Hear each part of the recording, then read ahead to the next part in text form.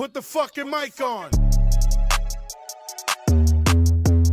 How we doing, folks? It's your boy DP, Barstool Sports Starting 9, and you are listening to the End of the Bench. Scoot your ass down. Welcome to a bonus episode of End of the Bench. It's a bonus episode. Lucky you. It's about The Last Dance, a recap podcast about episode 1 and episode 2. It dropped on Sunday night, 9 o'clock Eastern.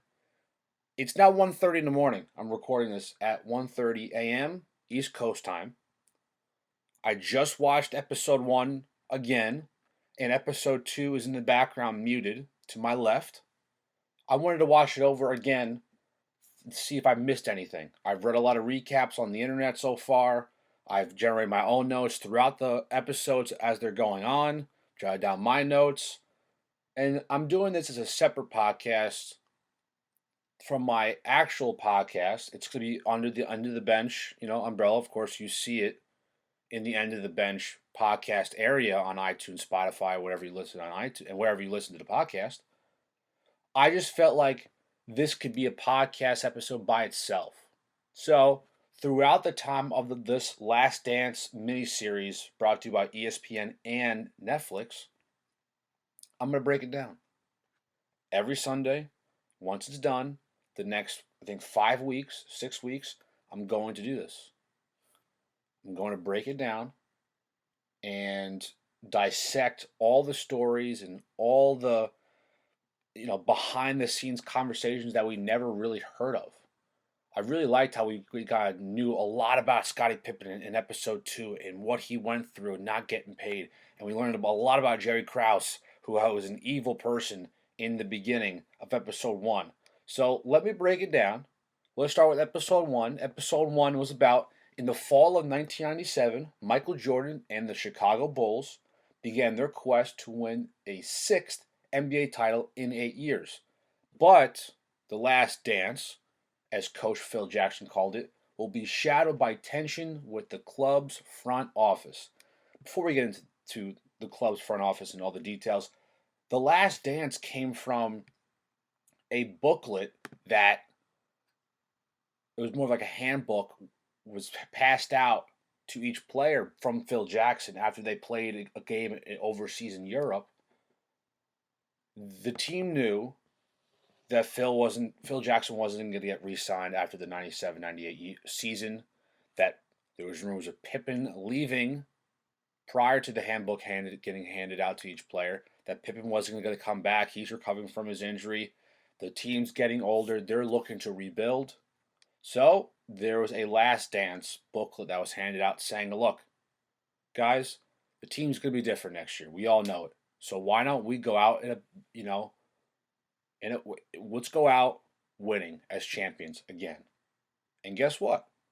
That is how the topic, and that's how the storyline and the title of this unbelievable documentary, The Last Dance, came about. So let's dive into it. Let's start off with Jerry Krause. Jerry Krause was the former general manager for the Bulls. Early in the first episode, we became clear that Jerry Krause would be the villain. I had a feeling, I knew a little bit about Jerry Krause to begin with and his past, but I didn't know they would absolutely torch this man early in episode 1. They absolutely torched him. A little details about who he is. Like I said before, he was the general manager for the Chicago Bulls from 1985 to 2003. He's had experience with the Chicago White Sox as a scout or general manager, whatever you want to. I think his career in sports included positions as a scout or general manager for the Baltimore Bulls and Chicago White Sox and the Chicago Bulls, of course.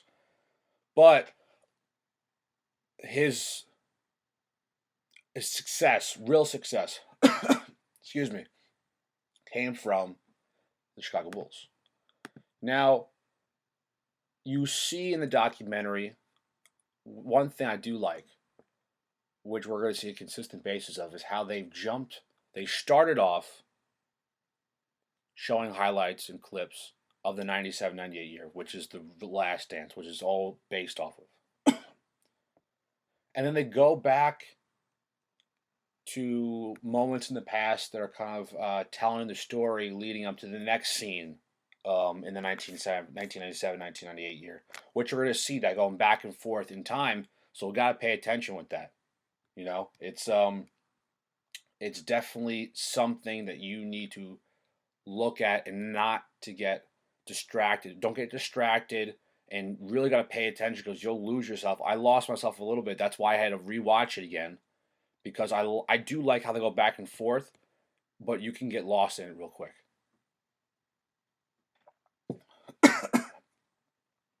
So quickly, after we see those highlights, we go to Jerry Krause. Jerry Krause. Quickly, he becomes the villain. And you see, look, Krause is not the most handsome person in the world, right? He's a short, fat, chubby guy. Really hasn't gotten any respect his entire life. What the documentary was saying, that he was this guy that was looked at as, I mean, this could be a tough thing to say, like an afterthought, but people didn't respect him.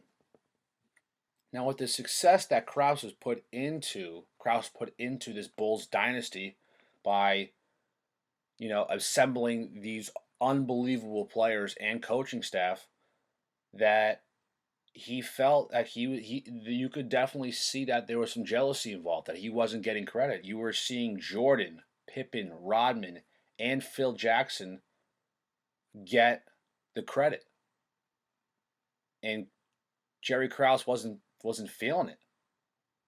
He also was resentful, of Phil Jackson, who he gave his first NBA coaching job years prior. So Krause, he said it in a statement to a reporter, and then he went on television and said that the reporter misquoted, and then what Krause said, the reporter said that he admitted to his misquoting. But what the story is that Krause believed that it was the organization that won championships, not the players.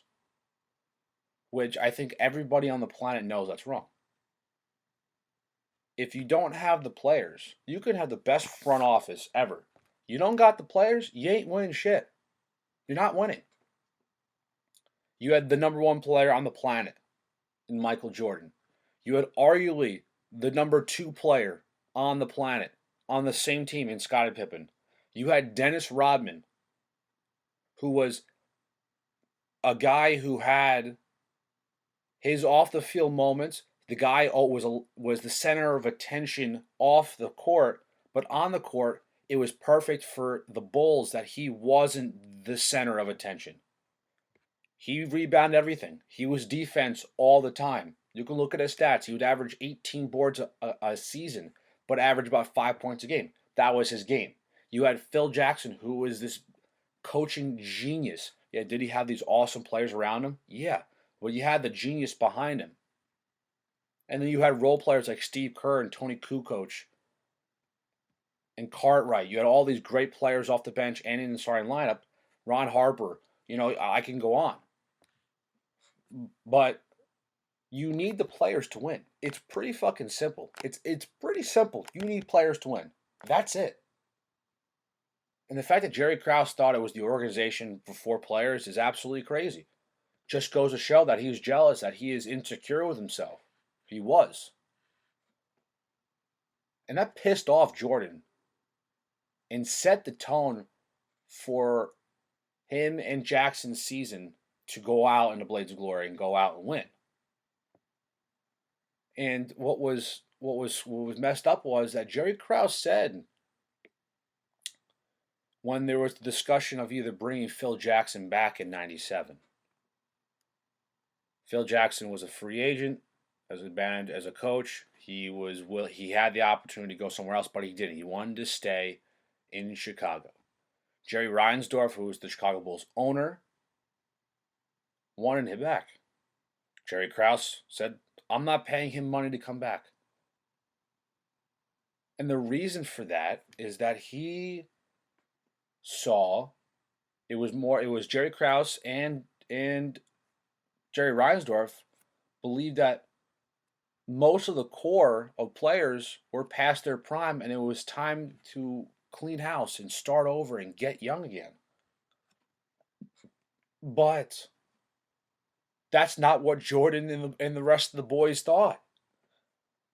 So you had going into the 1997 season, you had Phil Jackson, who didn't have a job. You had rumors of Scottie Pippen maybe leaving or getting traded. That was very early on, but it started to heat up more in the 97 season. So, but Reinsdorf wanted him back. Very weird. Reinsdorf and Krause wanted a rebuild, but Reinsdorf wanted him back. Remember what we're talking about. Jerry Krause, GM, Jerry Reinsdorf, owner. Jerry Reinsdorf flew to Montana in the offseason, where Phil Jackson lives, talked with him, met up with him.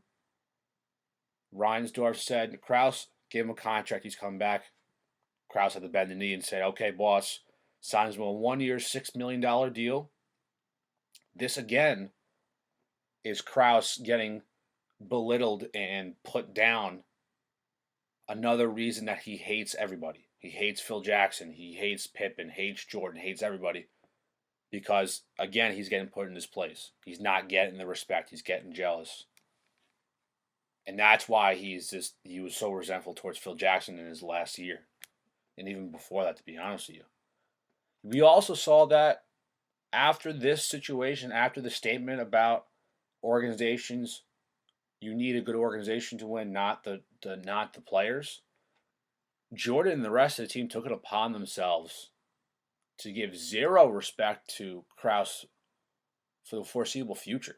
We heard short jokes and fat jokes. I mean, this guy is small as hell. He is fat as hell. And he's not the most attractive human being on the planet. So weird jokes. There was a joke right before the ring ceremony going into the 1997-1998 season. They're stretching in the tunnel before they get there. They go out into the court to go receive their rings. And you hear Jordan say, hey, do you want to go up in the layup lines with us? Do you want to take some layups? We can lower the rim down. And then we heard a lot more fat. There was talks of more fat jokes. And to be honest, he had it coming. You would make a statement like that saying that the organizations that win championships, not the players.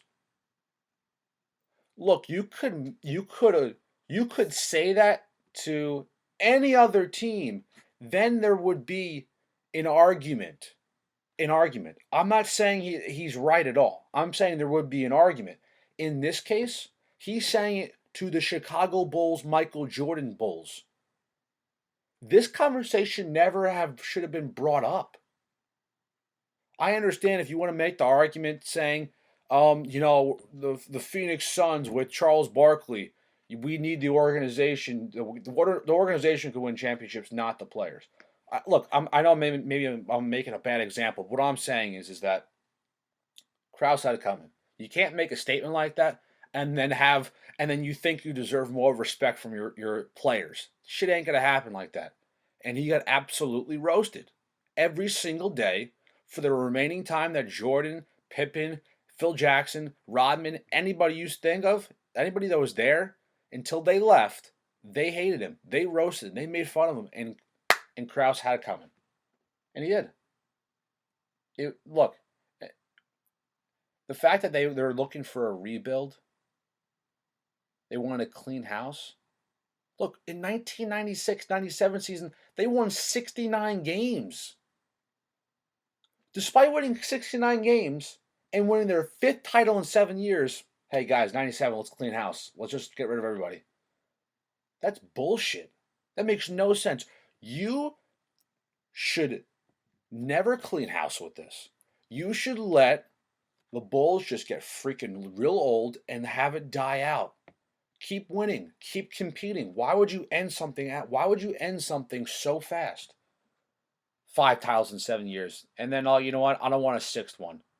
They had a shot to win 6, and of course they did. But for the fact of the matter is that Jerry Krause is the public enemy number one villain. Not good looks for Jerry Krause. My second topic that I found very interesting was Michael Jordan's time in North Carolina. We heard a lot of stories about Michael Jordan's young childhood. We all know the story how he didn't make his sophomore season in high school, which is absolutely bonkers. It's a famous story that's been told for ever since we heard it, and like when Jordan started playing. So over 30 years ago, 35 years ago, we've heard this story. 40 years, we've heard this story that Michael Jordan got cut from his sophomore season in high school, and then he went on to play, becoming the number one player in the country out of high school, playing at North Carolina for 3 years, and then goes to the Bulls and gets drafted. Not number one, by the way. So there is, and we also heard a funny story about, hilarious story that, hold on, I'm like freezing up here.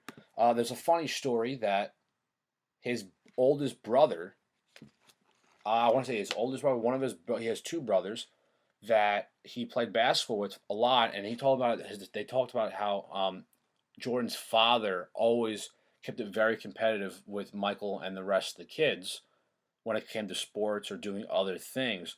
But Larry Jordan said, well, that's Michael's brother, said, if you beat me back then we had a fight. There was that competitive atmosphere from the beginning, and I think that's what led Michael to becoming this great player. And he even said that. He said that without this kind of play early on in my life, I don't know if I would be this good. Which is a crazy statement to say, but you really think about it, it makes sense.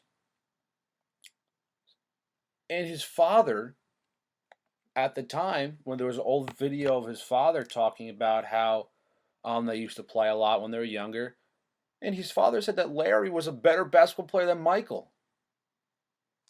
That's the only time we've ever heard anything like that someone was better than Michael Jordan.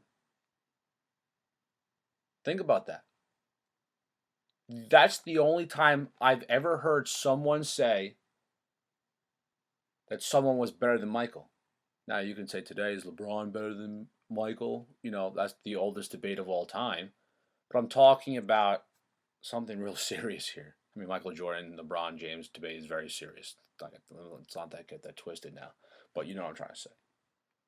So, going into this, we saw a lot more highlights and a lot of highlights that I haven't seen of him playing and practicing at Chapel Hill. We also saw a bunch of interviews with his head coach and Hall of Famer and one of the best coaches of all time, Dean Smith. We saw the assistant at the time, Roy Williams, who's been the head coach of the North Carolina Tar Heels for many years now. And we also saw one of his teammates get interviewed, James Worthy, who is a absolute fucking legend, Hall of Famer, played for the Lakers dynasty with Magic and Kareem. I love there's certain quotes here that I saw. Roy Williams said, Michael Jordan's the only player that could ever turn it on and off, and he never freaking turned it off. Shows a lot about somebody, right? And here's another one by James Worthy. James Worthy said that, we all know how amazing James Worthy is. James Worthy said, I was better than Michael for about 2 weeks. How hilarious is that? James Worthy, who's one of the best basketball players to ever play the game. I'm going to look up this man's stats real quick. James Worthy, he averaged 17 points a game, 3-time champ, NBA Finals MVP, 7-time All-Star, in the College Basketball Hall of Fame and NBA Hall of Fame. He didn't slow down his entire career. And he said he was only better than Michael for about 2 weeks in college when Michael was a freaking freshman. That's when he knew that Michael was way better. He was going to be this great player. And I love this quote here. They show the highlight of the 1982 NCAA championship game when the Tar Heels played Georgetown. Now Georgetown's player that was one of the best, probably the best player that's ever played out of Georgetown, who's I think the head coach now, is Patrick Ewing. I'm almost positive. Yeah, Patrick Ewing was playing in this game. And the funny story goes is when we see, yeah, he is that coach. God, I'm good, man. They show the go-ahead shot by Michael, and Jordan describes that shot as a moment that changed him from people calling him Mike to Michael Jordan, or Mike to Michael. He also said it gave the confidence that I needed to excel at the game of basketball. So what, in a way, that is the transition from a young man to a grown-ass man. From Mike to Michael. Young man to grown-ass man.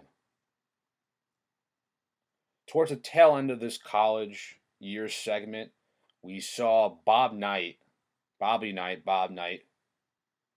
who coached him for Team USA.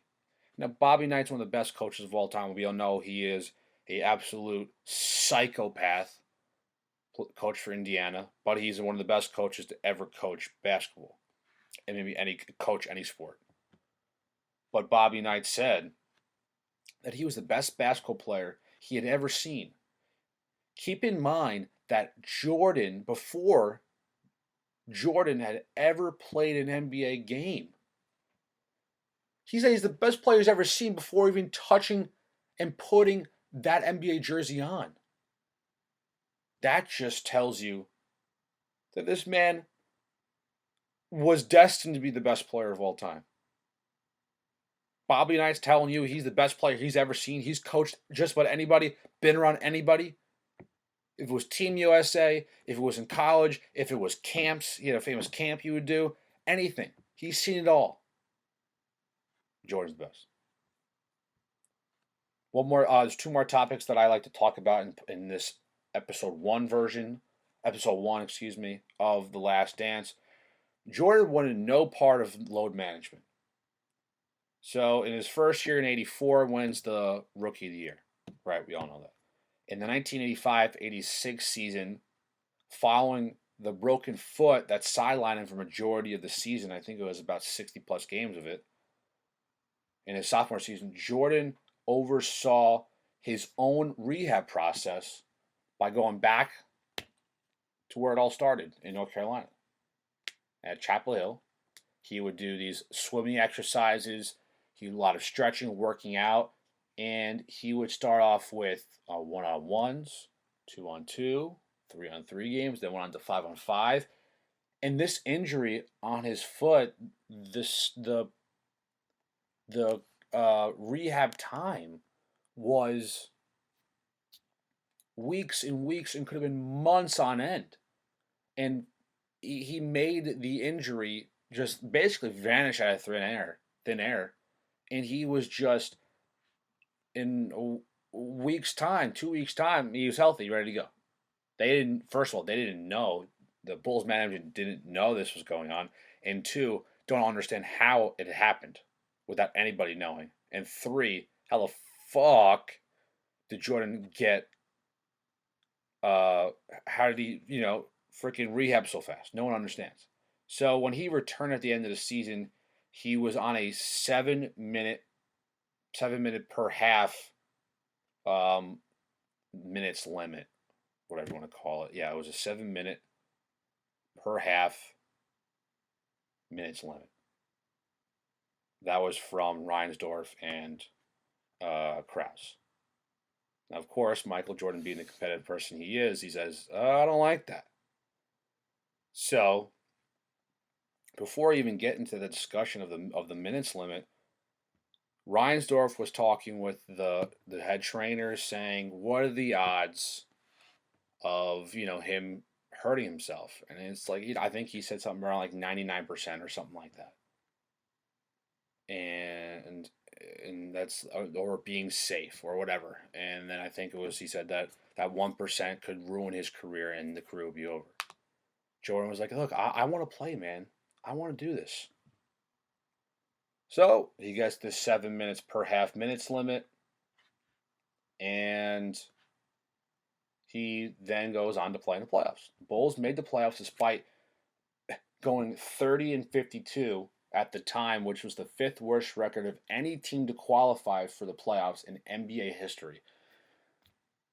Look, teams are making it 500 records now. It's weird, but this is, you're 22 games under 500 and you still make the playoffs. Incredible.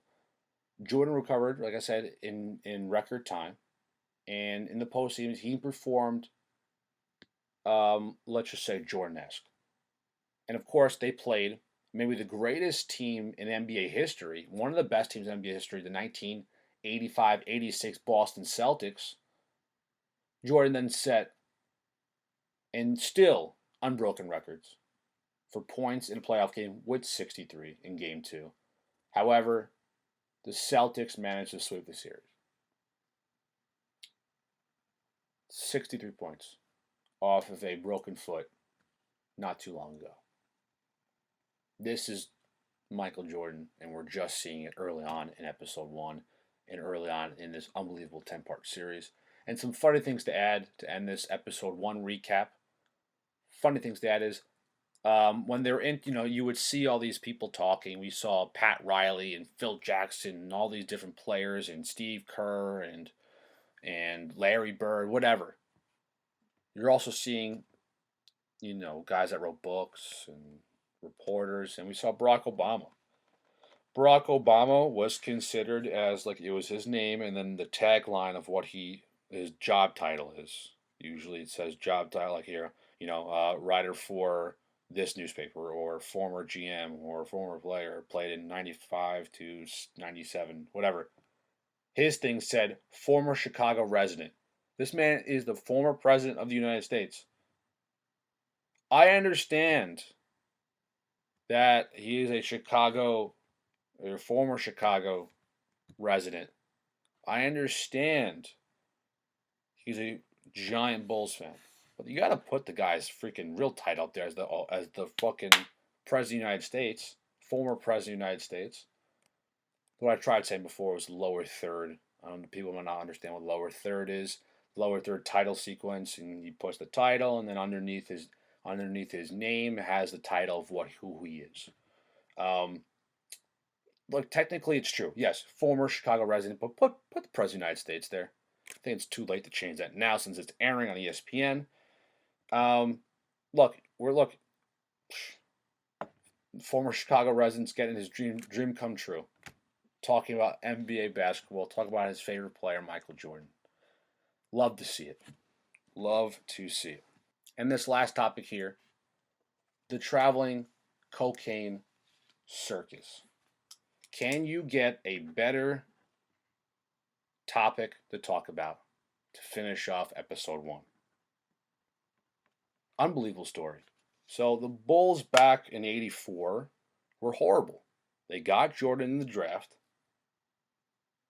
They were considered a really shitty team. A bunch of players that really didn't try that hard, kind of just did their best, did whatever they could. The Bulls were considered in as a story in some newspaper that was told on the documentary, the traveling cocaine circus. That was what they were considered. Jordan wasn't the guy to go out and party in the clubs, drink, smoke, or do any sort of drugs. He was a clean guy. He had one job and was to play basketball and play well at it. So the Bulls drafted him in '84. Chicago had missed the playoffs in 7 of the previous 9 seasons, despite the fact 16 of the league's 23 teams made the postseason each year. That's how bad they were. And also, there was an indoor soccer team, the Chicago Sting, would outdraw the Bulls every year. That's how bad they are. Now, many players would often use cocaine or other recreational drugs like weed. And like I said before, while Jordan would be the guy that really wouldn't be that type of dude to go out. So there was one night, this is one story that he told, there was one night where he wanted to couldn't find any of the guys at one of the hotels they were staying at. He would keep knocking on everyone's door. So this is the account of this is the story that Jordan told, and I'm going to read a quote for quote here. Jordan said, "So they open the door. I walk in. Oh, so before I say this, he goes and knocks on everyone's door, and no one's answering. He finds one door, one room. He hears some noise, and he knocks on it. So this is what he says. So they open up the door. I walk in, and practically the whole team is in there. It was things I've never seen in my life as a young kid. You got your lines over here, your weed over here, smokers over here, and you got your women over here. This is a teen, like almost like a young kid, a young man. Never seen anything like this. In the episode, the interview tells a present day story, like this story I'm talking about here. And then he goes on to say, like, he knocks on the door and everyone's like, shh. Didn't think it thought it was like some, cop or some coach or whatever. And then he said, it's MJ. And he's like, oh, fuck, come on in. Whatever. You're good. How hilarious is that? That's absolutely hilarious to think that this young kid is just trying to hang out with his teammates and just trying to chill. And then as he saw that of what his team was doing, he said, I was pretty much on my own after that. And he just was the guy that was a straight shooter, just drank OJ and some 7-Up. That was pretty much it. He's like, the first thing I said is I'm out. Because all I can think of is that they can come and raid this place right now. I'm just as guilty as everyone else in this room. From that point on, I was more or less on my own. That was the rest, the end of the quote there. The long story. So, episode 1. The moral of episode 1 is we saw Michael turn from a young man into a grown-ass man. Jerry Krause is an absolute lunatic, idiot, and not a fan favorite. And I would say the last thing is the 84 Bulls can fucking party. Traveling Cocaine Circus. Gotta love that title. Let's get into episode 2. It was strictly about Scottie Pippen. We learned right from the get-go about his young days. Playing in college. We saw him get drafted by the Supersonics, then get traded immediately right after to the Chicago Bulls. We saw a funny scene of him getting slapped in the face by Charles Oakley his rookie year, basically setting the tone and telling him, like, look, you can't come in here saying you're going to beat Michael Jordan, be better than Michael. You got to act like a rookie, be a rookie. You can be an unbelievable player, but don't have that kind of attitude coming in. And that slap in the face was like, I was like, damn, you didn't slap him that hard. Like, what the fuck? But that was Charles Oakley. Oakley was the shield to Michael Jordan. Oakley, whenever there was an altercation, Oakley came right there and was in everybody's face. But that's who Oakley was. But more on Pippen. The main focus was on him. The main focus was Scottie Pippen wanted out of Chicago. Pippen signed a deal for 7 years, $118 million in 1990. By 1997, his time was up. Now time for a new deal. Now, what Jerry Reinsdorf's his account from this was saying, look, I told him not to do it. We offered to him, and Krause offered to him, and it was the Reinsdorf even said behind Krause's back, say, look, I think you should wait a little longer. You're worth more of it. But Scottie Pippen had family that he needed to take care of. His father suffered from a stroke, was paralyzed. His oldest, one of his brothers, got hurt on the playground in a wrestling mat, and he became paralyzed. So he had a lot of family to take care of because they weren't healthy and they were extremely poor family to begin with. So you can understand why he signed the deal. But legit, right after he signed this, The NBA cap goes up. More players are getting paid. Worse players. I'm not gonna say worse because that's not a word. So I'm gonna be, correct here. Players that were a lot more of like they weren't even close to the talent level of Scottie Pippen were getting paid more than Scottie. Now here's something to really look into here. I looked up the highest paid players on the 97-98 Bulls.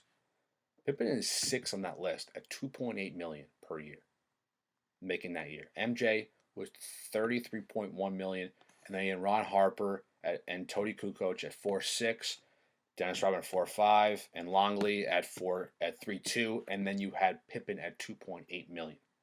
Pippen at the time was the 122nd highest paid player in the NBA. Pippen is the second best player in the NBA, and he's getting paid $2.8 million. Look, I'd be pissed off too if I was Scottie Pippen. Now the thing is when what was told about Reinsdorf and how he dealt with deals, making deals for people, is saying once the deal's done, you can't negotiate or restructure your contract. Once it's set in stone, I'm not going back to it.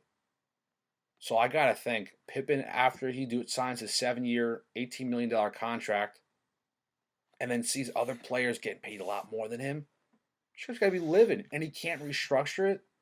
I mean, realistically, you could restructure it, but that's not how Reinsdorf ran his organization. Bulls ownership had refused to negotiate the deal, like I said before. Even as players, other salaries soared, even on his own team. How do you feel about that? Other teammates are getting paid more than him as the years have gone on.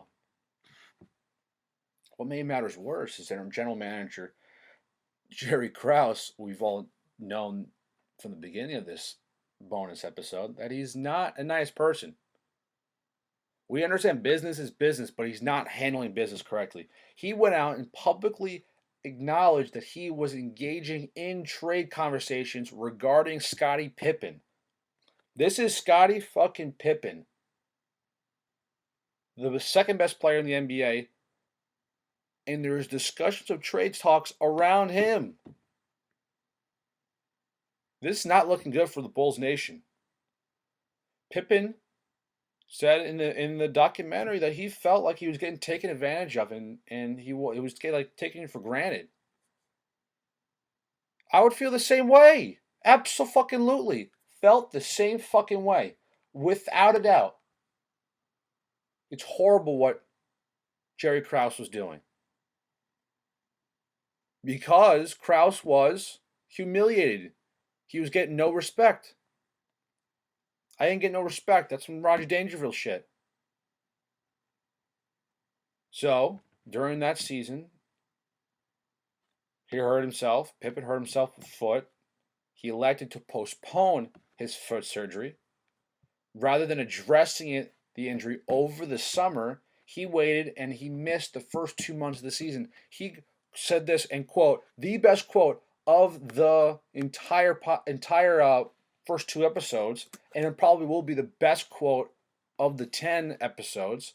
He said, "I'm not going to fuck my summer up to rehab for a season." He then went on, he explained, and then he went on to say this: "They're not going to be looking forward to having me, so I'm going to just enjoy my summer. I'll use the season to prepare." Jordan considered him his best team of all time. But Jordan really wasn't happy with that comment at all. Understandable. Can we also understand where Pippen's coming from, though? He said it. The first thing that was asked in episode 2, there was a press conference with Scottie Pippen. And Pippen asked in a response to a question saying, "I want to be a Bull for life. I want to stay here until I'm done." We saw in the ring ceremony scene where we see Pippen in street clothes with the mic in his hand talking to the crowd and getting really emotional. It was basically his goodbye in a way. wasn't an official goodbye, but it was a goodbye in one way or another. I'm not going to fuck my summer up to rehab for a season when basically you don't want me back either way. So then it got worse from right there. Right there, it just got worse and worse. Pippen started berating Jerry Krause in front of the team. That was quoted from Phil Jackson. And said shortly thereafter, Pippen, who was subjected to trade rumors that summer, said that he was not going to play for another team, another game for that team. He said, "I'm fucking done." I would be too. If I hear trade rumors, I'm this kind of a player, I'm this amazing, I'm the number 2, I'm the sidekick to Michael Jordan, I've won you NBA championships, you drafted me, I've been here forever, and you give me zero respect?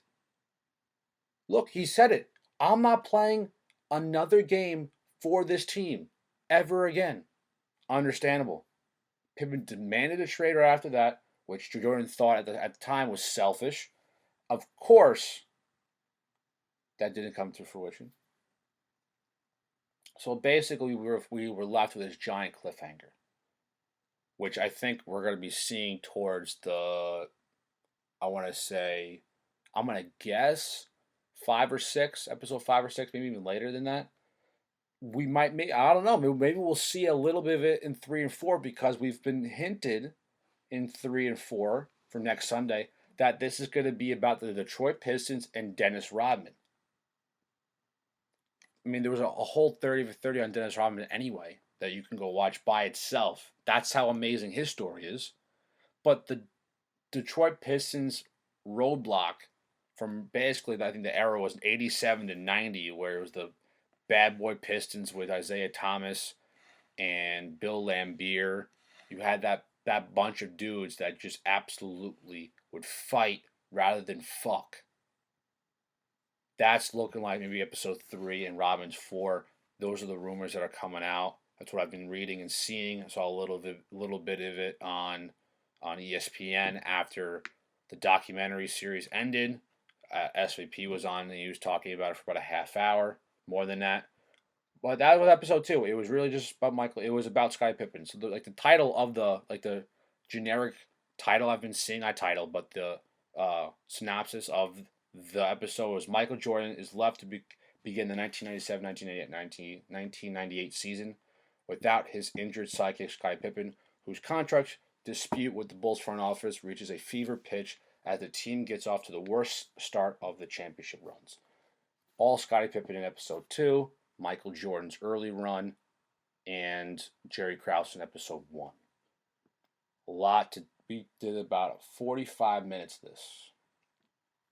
Just about 45 minutes. We're at 43:20, I think. So look, I'm very happy I did this. I'm going to be doing this, like I said before, until this is done. They're doing 2 episodes every Sunday until this is over. So next Sunday's recap will be about episodes 3 and 4. I hope everyone enjoyed listening to this. We're still going to have our episode on Friday. Now, just to reiterate with everybody that we used to do 2 podcasts a week on Tuesdays and Thursdays. But since this coronavirus is getting in the way with all sports around the world, there isn't a lot of sports topics to talk about. So Friday, you'll see episode number 95. There will be another guest on episode 95, and we're going to be talking the NFL draft. I'm excited to see the NFL draft. I'm excited to see who the Giants are going to take. I know I haven't really been talking about it so much on the regular episodes, but get ready. Episode 95 is going to be a recap of the first round in the NFL draft. Get ready for on Friday's episode. It's going to be awesome. It'll be either dropped on Friday evening or Saturday morning, so get ready for that. Thank you for listening to the Last Dance Recap Podcast. We'll catch everyone next Sunday for this one, and we'll catch everyone on Friday for the regular episodes. Peace! And I'm stone cold with the flex from the squad, and I'm smoking up a check. Man, I just wanna go fast. Gold on my teeth and on my neck.